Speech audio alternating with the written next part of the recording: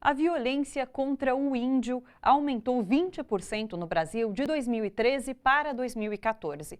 Os números são do relatório do Conselho Indigenista Missionário. No estado de São Paulo, os maiores problemas dessa população são a demarcação de terras e o preconceito. Veja na reportagem de Jomiag. A quantidade de índios assassinados no Brasil subiu de 53 em 2013 para 70 em 2014, mostra o relatório da violência contra os povos indígenas no Brasil, realizado pelo Conselho Indigenista Missionário. Em São Paulo, a violência é menor, houve apenas um assassinato, mas os índios do estado enfrentam outros problemas, como a omissão do poder público e o preconceito e racismo. O pessoal passa muito por aí. O pessoal xinga muito os Guarani. Fala que os índios são vagabundos, não sei o quê, são porco. Aí eu fico muito chateado com isso. Esse preconceito contra indígenas não poupa nem crianças, como conta a índia Aramirim. Na escola, a filha sofreu agressões e discriminação. Ela chegava em casa com o joelho roxo, com as costas arranhadas, o rosto arranhado. E eu fui percebendo isso e eu fui percebendo que ela não queria mais ir para a escola. Toda vez que eu estava arrumando ela para ir para a escola, ela começava a chorar, dizendo que não queria ir. Aí eu tirei dela, perguntando o que estava acontecendo, aí ela me disse que eram as crianças que empurravam ela, as crianças dizendo, essa índiazinha, essa índia, que o lugar dela não era ali, que quem tem que estudar ali era eles, não era ela tinha que estar no meio do mato. Os guaranis reclamam que o modo de vida deles não é compreendido pelos não-índios. Leva ameaça, né? Eles indizem a comunidade anda sujo, né? Então isso daí, porque a terra para nós é para nós não é sujo, né? A terra para nós é uma vida, né?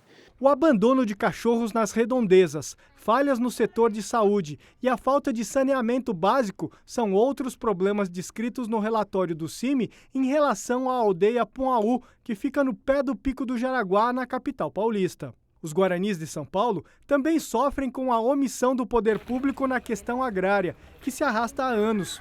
Os índios disputam uma área que já foi reconhecida pela Fundação Nacional do Índio, Ministério da Justiça, mas ainda aguardam a sanção presidencial. Quando se trata disso também é uma discriminação, né, contra um povo tradicional, um povo, né, que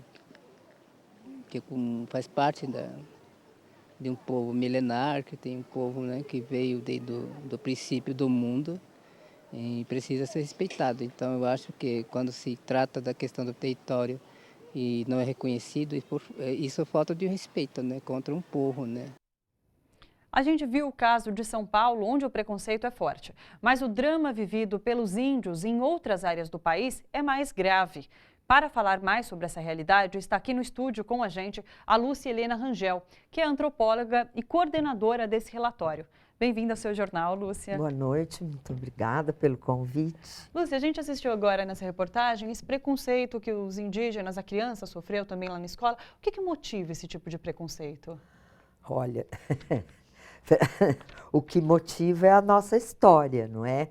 De 500 anos de expropriação, expoliação, esbulho do patrimônio indígena, né? E daí, consequentemente, a falta de respeito, né, por essas culturas e por essas pessoas, né, que têm cara de índio, digamos.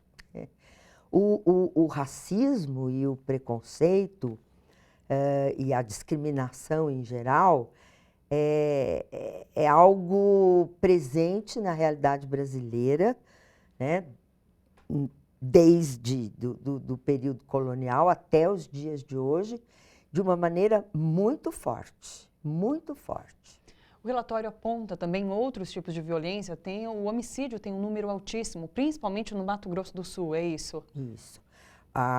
Todos os anos, não é, a gente consegue computar um registro que não é necessariamente total e nem verdade, assim, o máximo, não cobrimos o máximo dos dados, a gente cobre o possível, né?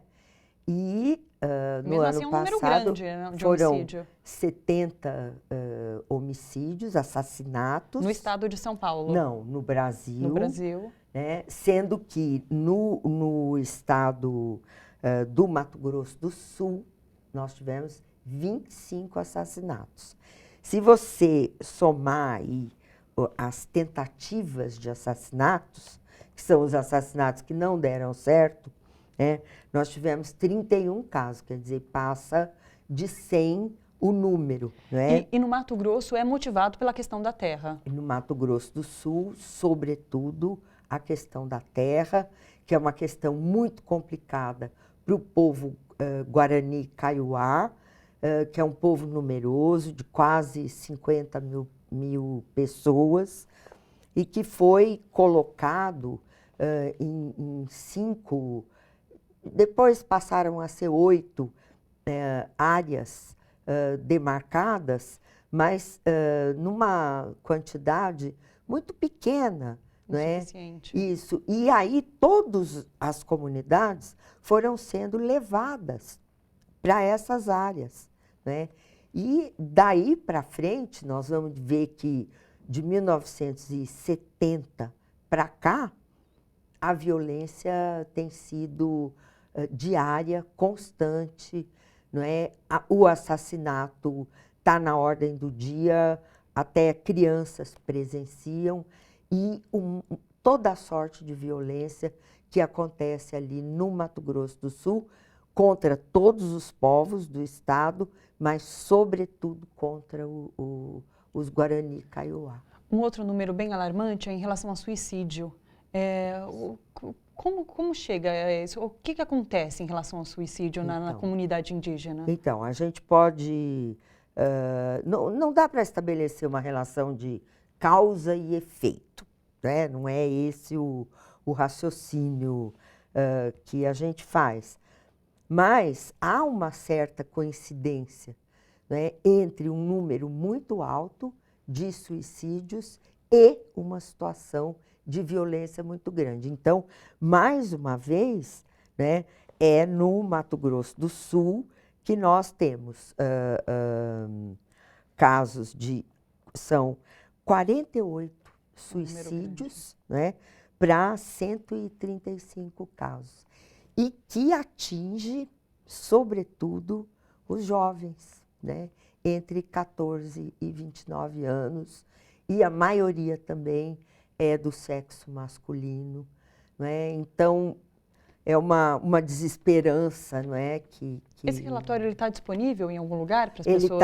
Ele está disponível no site do CIMI, que é cime.org.br.